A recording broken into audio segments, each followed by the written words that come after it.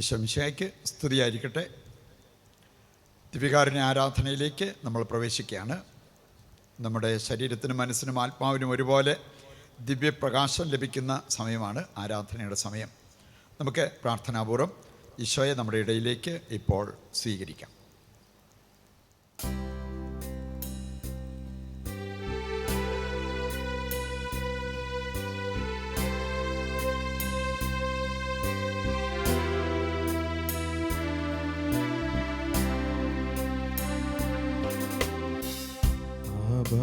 പിതാവേ, അങ്ങേ ഞാൻ ആരാധിക്കുന്നു. പുത്രനാമേശുവേ, അങ്ങേ ഞാൻ ആരാധിക്കുന്നു.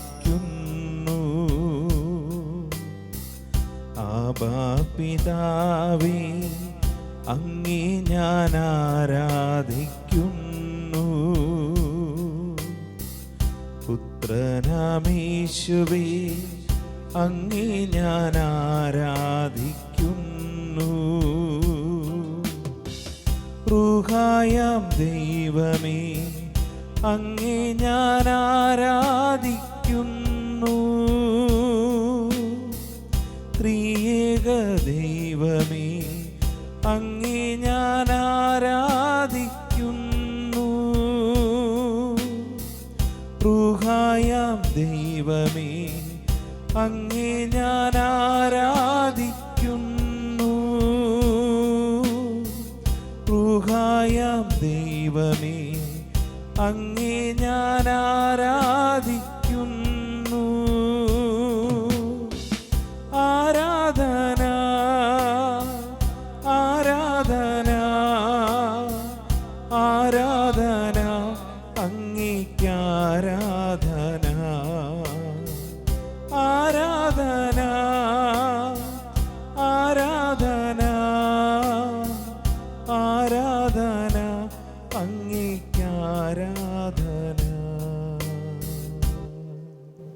പരിശുദ്ധ പരമ ദിവ്യകാരുണ്യത്തിന് എന്നേരവും ആരാധനയും സ്തുതിയും പുകഴ്ചയും ഉണ്ടായിരിക്കട്ടെ. എഴുന്നേറ്റ് നിൽക്കാവുന്നവരാണെങ്കിൽ സന്തോഷത്തോടെ എഴുന്നേറ്റ് നിൽക്കുക. നമുക്ക് ദൈവത്തെ ആരാധിച്ച് ദൈവത്തെ സ്തുതിച്ച് ദൈവാനുഗ്രഹം പ്രാപിക്കാം. നമ്മുടെ ആത്മാവിൽ ദൈവം പ്രകാശം പകരും. നമ്മുടെ ശരീരത്തിനും നമ്മുടെ മനസ്സിനും അതുപോലെ നമ്മുടെ ഹൃദയത്തിലേക്കുമെല്ലാം ഈ ദിവ്യപ്രകാശം വന്ന് നിറയുവാൻ നമുക്ക് ആഗ്രഹിച്ച് പ്രാർത്ഥിക്കാം. പ്രിയപ്പെട്ടവരെ, ഈ ആരാധനയിൽ നമ്മൾ വിഷയം വെച്ച് പ്രാർത്ഥിക്കുന്നത് യേശുവിൻ്റെ കുരിശിൻ്റെ ശക്തിയും രക്ഷയും തിരിച്ചറിയാനുള്ള ഒരു ആത്മീയ കരുത്തിന് വേണ്ടിയാണ്. നമുക്ക് ആ ആത്മീയമായിട്ടുള്ള അഭിഷേകം ലഭിക്കുമ്പോഴാണ് യേശുവിൻ്റെ കുരിശ് അല്ലെങ്കിൽ യേശു നമ്മുടെ ജീവിതത്തിൽ അനുവദിക്കുന്ന സഹനം ഭോഷത്വമായിട്ട് കാണാതെ അത് ഒരു ശക്തിയായിട്ട് നമുക്ക് കാണാൻ സാധിക്കുക. ഈ ഒരു ചിന്ത നമ്മുടെ മുമ്പിൽ പകർന്നു തരുന്ന ഒരു വചനഭാഗം നമുക്കെടുക്കാം. 1 കൊറിന്തോസ് 1-ാം അധ്യായം അതിൻ്റെ 18 മുതൽ 1 കൊറിന്തോസ് 1-ാം അധ്യായത്തിൻ്റെ 18 മുതൽ 21 വരെയുള്ള വചനഭാഗം. നാശത്തിലൂടെ ചരിക്കുന്നവർക്ക് കുരിശിൻ്റെ വചനം ഭോഷത്വമാണ്. രക്ഷയിലൂടെ ചരിക്കുന്ന നമുക്കോ അത് ദൈവത്തിൻ്റെ ശക്തി അത്രേ. വിജ്ഞാനികളുടെ വിജ്ഞാനം ഞാൻ നശിപ്പിക്കും, വിവേകികളുടെ വിവേകം ഞാൻ നിഷ്ഫലമാക്കും എന്ന് എഴുതപ്പെട്ടിരിക്കുന്നുവല്ലോ. വിജ്ഞാനി എവിടെ? നിയമജ്ഞൻ എവിടെ? ഈ യുഗത്തിൻ്റെ താർക്കികൻ എവിടെ?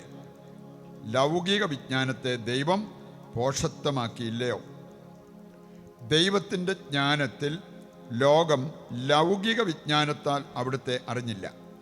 തന്മൂലം വിശ്വസിക്കുന്നവരെ സുവിശേഷ പ്രസംഗത്തിൻ്റെ ഭോഷത്വം വഴി രക്ഷിക്കാൻ അവിടുന്ന് തിരുമനസ്സായി. ഏതാനും നിമിഷങ്ങൾ ഈ വചനഭാഗം നമ്മുടെ ഹൃദയത്തിൽ പകരുന്ന അറിവ് നമുക്ക് ഏറ്റെടുക്കാം. ഒരുപാട് കാര്യങ്ങൾ ബുദ്ധി കൊണ്ട് നമ്മൾ പഠിച്ചവരായിരിക്കാം. പക്ഷേ ഹൃദയത്തിൽ ദൈവം പകർന്നു തരുന്ന അറിവ് അതുള്ളവർക്ക് കുരിശിൻ്റെ ശക്തിയും കുരിശിലെ രക്ഷയും തിരിച്ചറിയാൻ പറ്റും.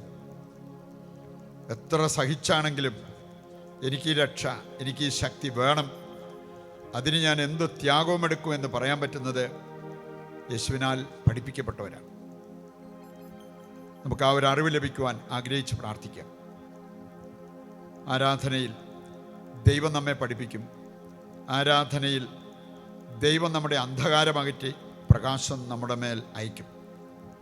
അബോധ്യത്തോടെ നമ്മുടെ എല്ലാ അവസ്ഥകളും നമ്മുടെ എല്ലാ ആവശ്യങ്ങളും ദൈവത്തിൻ്റെ കരങ്ങളിൽ ഏൽപ്പിച്ചുകൊണ്ട് സന്തോഷത്തോടെ നമുക്കിപ്പോൾ പാടി പ്രാർത്ഥിക്കാം, നമ്മുടെ ദൈവത്തെ ആരാധിക്കാം.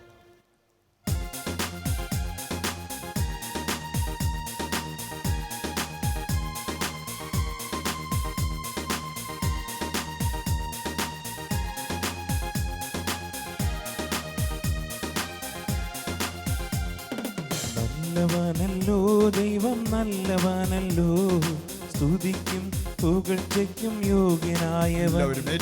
നല്ലവനല്ലോ ദൈവം, നല്ലവനല്ലോ, സ്തുതിക്കും പുകഴ്ചയ്ക്കും യോഗ്യനായവൻ. ശക്തനായവൻ, സങ്കേതമായവൻ, ഘോരവൈരിൻ കയ്യിൽ നിന്നും വിടുവിച്ചവൻ. ശക്തനായവൻ, സങ്കേതമായവൻ, ഘോരവൈരിൻ കയ്യിൽ നിന്നും വിടുവിച്ചവൻ. നല്ലവനല്ലോ ദൈവം, നല്ലവനല്ലോ, സ്തുതിക്കും പുകഴ്ചയ്ക്കും യോഗ്യനായവൻ. നല്ലവനല്ലോ ദൈവം, നല്ലവനല്ലോ, സ്തുതിക്കും പുകഴ്ചയ്ക്കും യോഗ്യനായവൻ.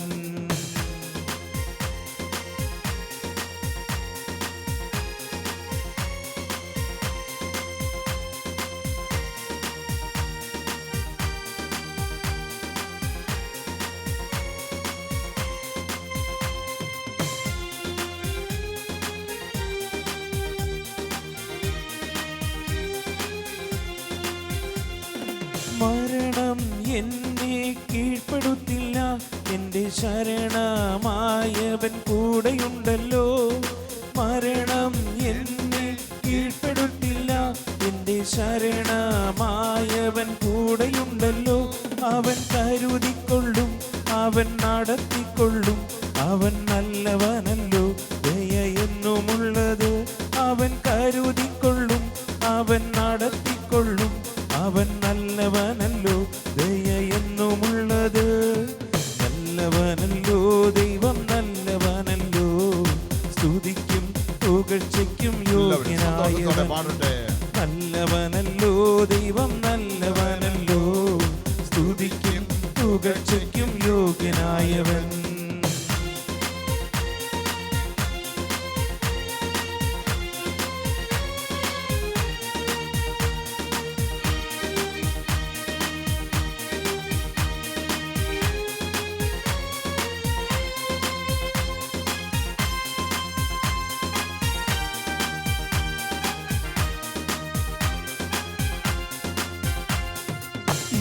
ീലെ കഷ്ടത തീർത്തിടുവാൻ പ്രിയൻ വന്നിടുമേ, വാനിൽ വന്നിടുമേ.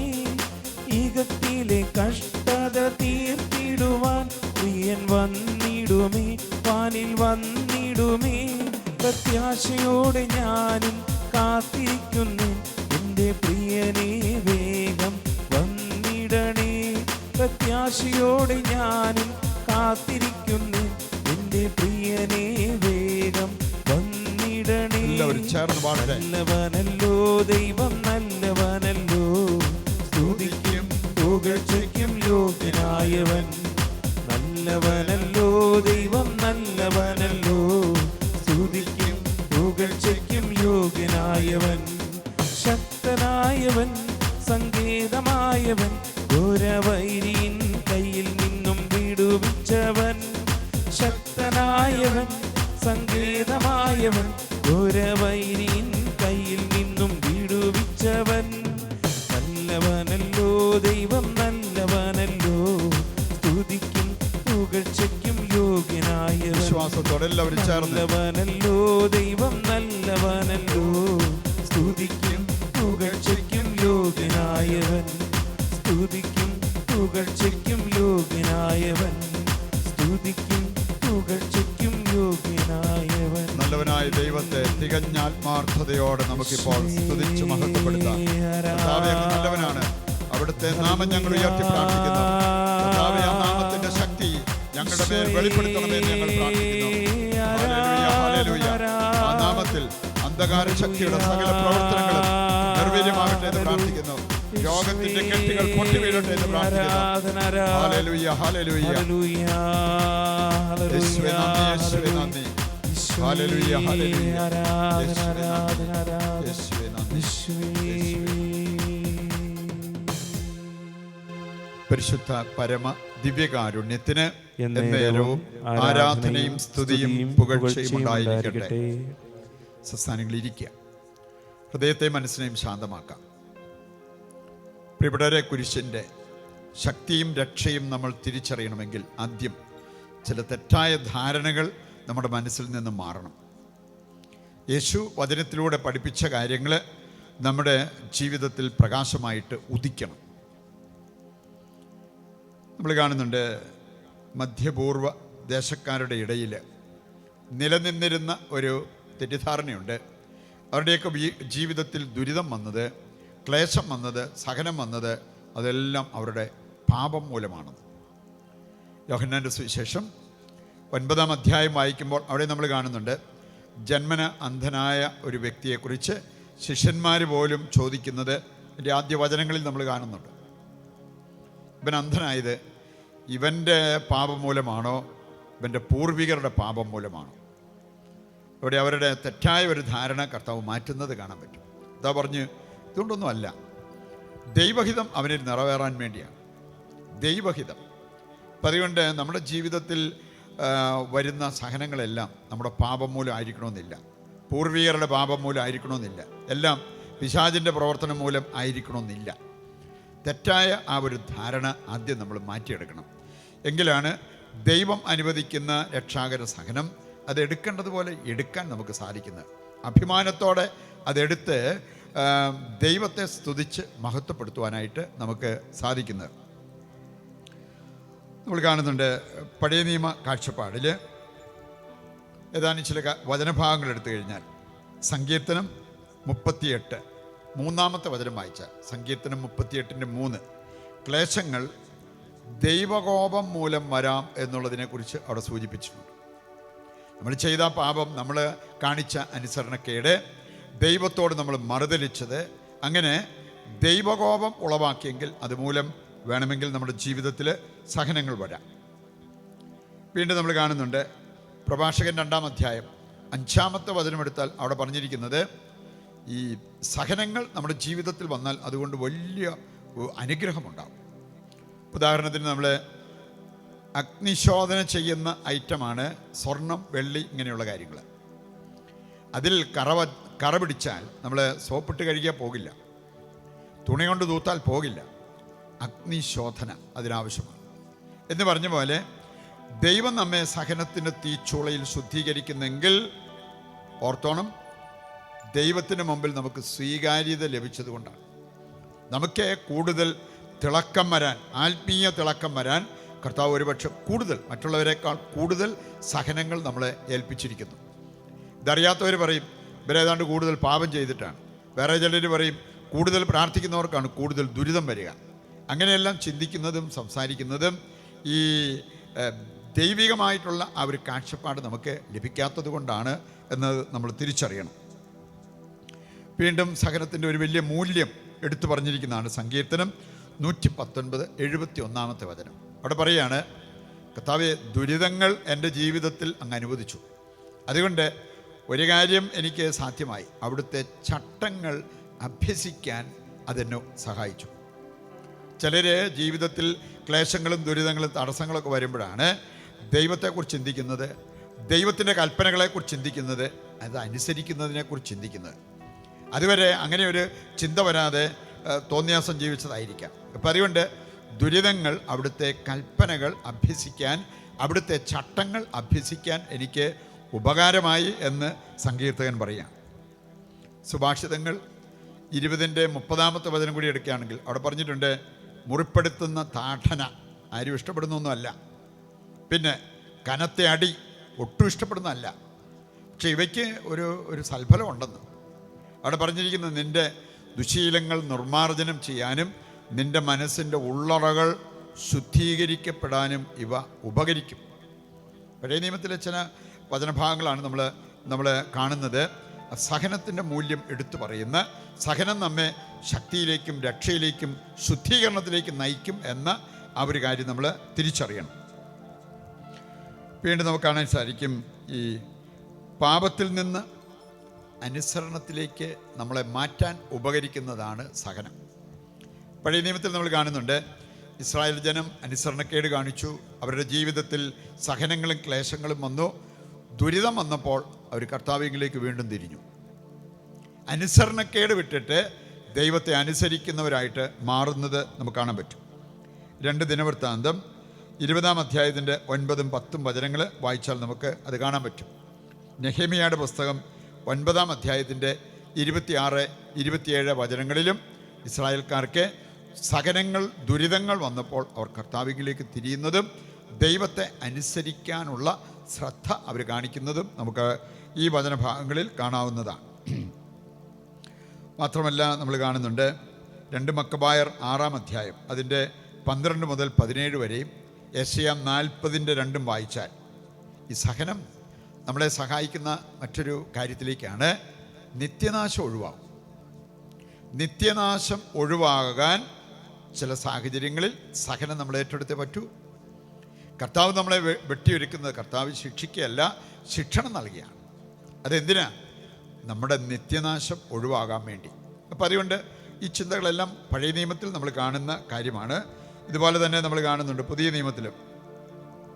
പുതിയ നിയമത്തിൽ സഹനം യേശുവിൻ്റെ കുരിശുമായി ബന്ധപ്പെട്ടാണ് കിടക്കുന്നത്. അതുകൊണ്ടാണ് നമ്മൾ ഇന്ന് 1 കൊരിന്തോസ് 1:18 മുതൽ വായിച്ചപ്പോൾ അവിടെ പ്രത്യേകം പൗലോസ്ലീഹ എടുത്തു പറയുന്ന ഒരു കാര്യമാണ്, യേശുവിൻ്റെ കുരിശുമായി ബന്ധപ്പെട്ട് കിടക്കുന്നതാണ് സഹനം. നാശത്തിലൂടെ സഞ്ചരിക്കുന്നവർക്ക് ഇത് ഭോഷത്വമായി തോന്നും.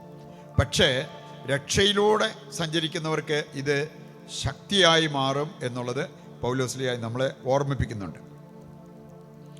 അതുപോലെ നമ്മൾ കാണുന്നുണ്ട്, യേശു സഹിക്കണമെന്നത് ദൈവഹിതമായിരുന്നു. അവൻ പാപം ചെയ്തുകൊണ്ടല്ല, അവൻ്റെ അപരാധങ്ങൾക്ക് അവന് ശിക്ഷ കിട്ടിയതല്ല. യേശു സഹിക്കണം എന്നുള്ളത് പിതാവായ ദൈവത്തിൻ്റെ ഹിതമായിരുന്നു.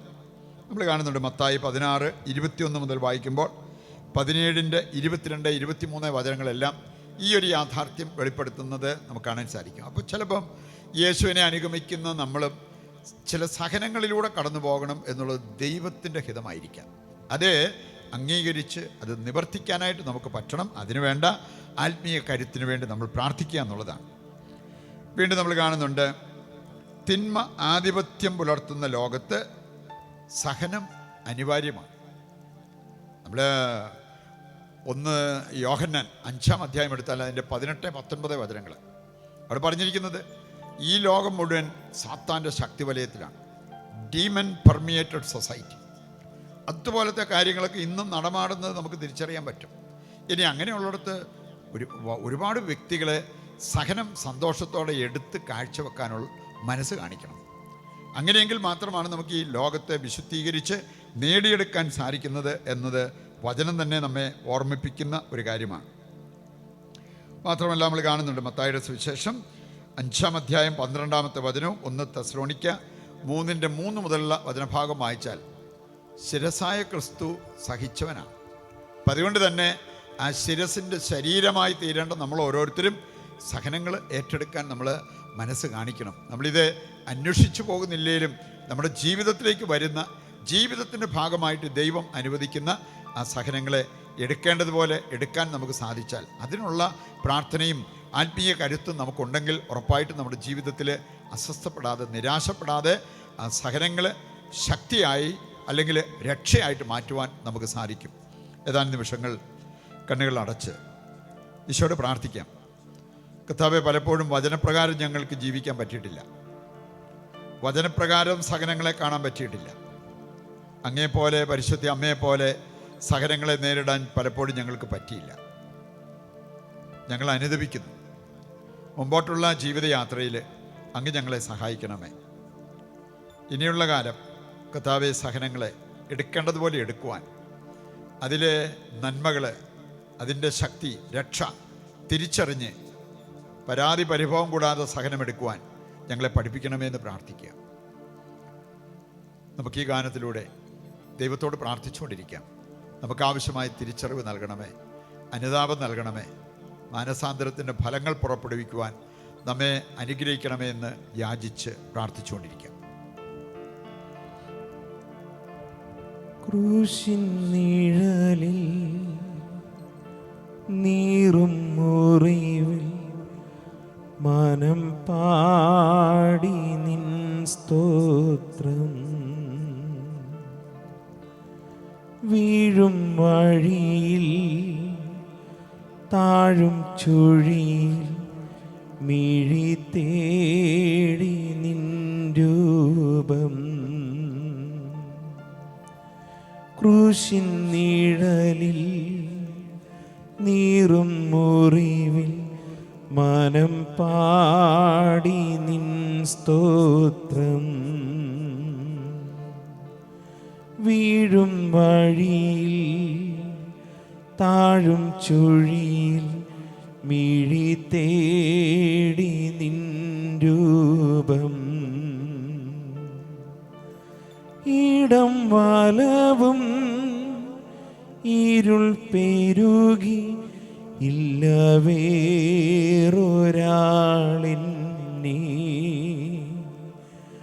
ഒന്നു താങ്ങുവാൻ നാഥാ, ഇല്ല വേറൊരാളിന്നെ ഒന്നു താങ്ങുവാൻ നാഥാ, ക്രൂശിൻ നിഴലിൽ നീറും മുറിവിൽ മനം പാടി നിൻ സ്തോത്രം, വീഴും വഴിയിൽ താഴും ചുഴിയിൽ മിഴി തേടി നിൻ രൂപം. ക്രൂശിതനായ കർത്താവിനെ മനസ്സിൽ ധ്യാനിച്ച് പ്രാർത്ഥിച്ചുകൊണ്ടിരിക്കാം. നമുക്ക് വേണ്ടി കുരിശിലേറി, നമുക്ക് വേണ്ടി പാടപീഡകൾ സഹിച്ച്, നമുക്ക് വേണ്ടി തൻ്റെ ശരീരത്തിലെ രക്തം അവസാന തുള്ളി വരെ ചിന്തിയ യേശുവിനെ കണ്ട് പ്രാർത്ഥിക്കാം. കുരിശുരൂപം നമ്മുടെ മുഖത്തിൻ്റെ ആവരണമായി നമ്മളെടുക്കുന്നെങ്കിൽ വേദനയുടെ മുഹൂർത്തങ്ങളിൽ, സഹന മുഹൂർത്തങ്ങളിൽ കുരിശുരൂപം ചുംബിച്ച് പ്രാർത്ഥിക്കാൻ നമ്മൾ പഠിച്ചാൽ ഒരുപാട് സംരക്ഷണം, അഭിഷേകം നമുക്ക് ലഭിക്കും. കർത്താവേ, സഹനത്തിൻ്റെ, അവിടുത്തെ കുരിശുമരണത്തിൽ പങ്കുചേരുന്നതിൻ്റെ സൽഫലങ്ങൾ തിരിച്ചറിഞ്ഞ് ജീവിക്കുവാൻ ഞങ്ങളെ അനുഗ്രഹിക്കണമേ എന്ന് പ്രാർത്ഥിക്കുക. ത്യാഗോജ്വലമായി നമ്മൾ പ്രാർത്ഥിച്ചാൽ നമുക്ക് അറിവ് ലഭിക്കും, ദൈവിക ജ്ഞാനം ലഭിക്കും. പ്രാർത്ഥിക്കുമ്പോൾ സഹനമെടുത്ത് പ്രാർത്ഥിച്ചാൽ അത് വലിയ വെളിപ്പെടുത്തലുകൾക്ക് കാരണമായി തീരും. അബോധ്യത്തോടെ വില കൊടുത്ത് പ്രാർത്ഥിക്കുവാൻ നമ്മെയും സഹായിക്കണമെന്ന് യാചിക്കാം. ത്യാഗമെടുത്ത് നമ്മൾ പ്രാർത്ഥിക്കുമ്പോൾ, ഉപവാസം അനുഷ്ഠിച്ച് നമ്മൾ പ്രാർത്ഥിക്കുമ്പോൾ, ശരീരത്തിൽ നൊമ്പരമെടുത്ത് നമ്മൾ പ്രാർത്ഥിക്കുമ്പോൾ നമ്മുടെ പാപത്തിന് പരിഹാരമാകുകയാണ്. പാപമോചനം നമുക്ക് ലഭിക്കും.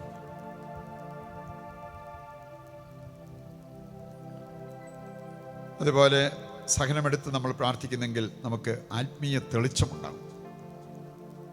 ശരീരം ക്ഷയിക്കുമ്പോൾ ആത്മാവ് തെളിച്ചത്തിൽ ഉയരുന്നത് നമുക്ക് കാണാൻ പറ്റും. കർത്താവേ, ആ വലിയ ബോധ്യത്തോടെ ആത്മാവിൻ്റെ കാര്യത്തിൽ കൂടുതൽ ശ്രദ്ധിച്ച് ജീവിക്കുവാൻ ഞങ്ങളെ പഠിപ്പിക്കണമേ. ശരീരത്തിൻ്റെ മോഹങ്ങൾക്ക് കടിഞ്ഞാണിട്ട് ശരീരത്തെ നിയന്ത്രിച്ച് കീഴടക്കുവാൻ ഞങ്ങളെ സഹായിക്കണമേ എന്ന് പ്രാർത്ഥിക്കുക. ഈ അനുഗ്രഹങ്ങളെല്ലാം നമ്മുടെ ജീവിതത്തിൽ വന്ന് നിറയുവാൻ നമുക്ക് ആഗ്രഹിച്ച് പ്രാർത്ഥിക്കാം. നിങ്ങളുടെ പ്രത്യേക ആവശ്യങ്ങളും നിങ്ങളുടെ പ്രത്യേക അവസ്ഥകളും കർത്താവിൻ്റെ കരങ്ങളിൽ ഏൽപ്പിച്ചിപ്പോൾ കർത്താവിൻ്റെ സഹായം തേടി പ്രാർത്ഥിച്ചുകൊണ്ടിരിക്കട്ടെ. കാരുണ്യവനായ കർത്താവേ, അവിടുത്തെ കരമീദാസരുടെ മേൽ ഇപ്പോൾ ഉയർത്തണമേ എന്ന് പ്രാർത്ഥിക്കുന്നു. കെട്ടുവാനും അഴിക്കുവാനും സുഖപ്പെടുത്തുവാനും അനുഗ്രഹിക്കുവാനും പൗരോഹിത്യത്തിൽ അങ്ങ് നൽകിയിരിക്കുന്ന അധികാരത്തിന് കീഴിൽ നിന്നുകൊണ്ട് ഇവർക്ക് വേണ്ടി പ്രാർത്ഥിക്കുന്നു. അങ്ങേ ആരാധിച്ച്, അങ്ങയെ സ്തുതിച്ച്, അങ്ങയെ വിളിച്ചപേക്ഷിച്ച ഇവർക്ക് വേണ്ട ദിവ്യപ്രകാശം ഇവരിലേക്ക് ഒഴുക്കണമേ എന്ന് പ്രാർത്ഥിക്കുന്നു. ശരീരത്തിന് സൗഖ്യം കൊടുക്കണമേ, മനസ്സിനെ ബലപ്പെടുത്തണമേ, ആത്മീയ ആനന്ദം പകർന്ന് അനുഗ്രഹിക്കണമേ. ഏത് സാഹചര്യത്തിലും എത്ര സഹനവേളയിലും കർത്താവെ അങ്ങിലേക്ക് നോക്കി ജീവിക്കുവാൻ, ആനന്ദത്തോടെ ജീവിക്കുവാൻ കൃപ നൽകണമേ. കുരിശിലൂടെ അങ്ങ് വാഗ്ദാനം ചെയ്തിരിക്കുന്ന ശക്തിയും അവിടുത്തെ രക്ഷയും സ്വന്തമാക്കുവാൻ ഇവരെ സഹായിക്കുകയും ചെയ്യണമേ. പ്രിയപ്പെട്ടവരെ, ക്രൂശിതനായ കർത്താവിൻ്റെ നാമത്തിൽ നിങ്ങളെ ഓരോരുത്തരെയും ആശീർവദിക്കുകയും അനുഗ്രഹിക്കുകയും ചെയ്യുന്നു, ഇപ്പോഴും എപ്പോഴും എന്നേക്കും. ആമേൻ. ശിരസ്സ് നമിക്കാം. ദിവ്യകാരുണ്യത്തിൻ്റെ ആശീർവാദം നമുക്കിപ്പോൾ സ്വീകരിക്കുകയും ചെയ്യാം.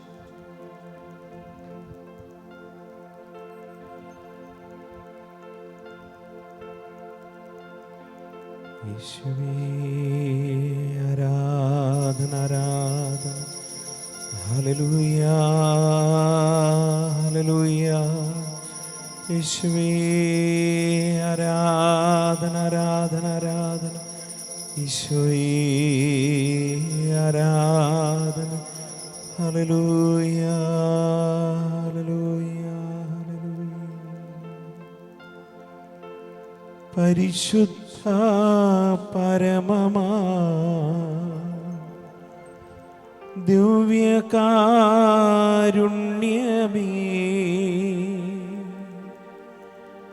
ഇന്നുമെന്നും അങ്ങേക്കാരാധന.